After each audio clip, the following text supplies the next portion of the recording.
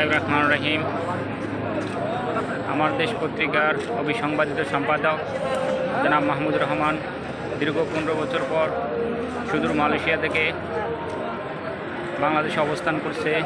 তিনি আওয়ামী ফ্যাসিবাদের সরকারের নির্যাতনের শিকার হয়ে দীর্ঘদিন মালয়েশিয়াতে ছিলেন। তাকে দেখার জন্য লক্ষ জনতা ঢাকা ইন্টারন্যাশনাল এয়ারপোর্টে এই মুহূর্তে অবস্থান করছে।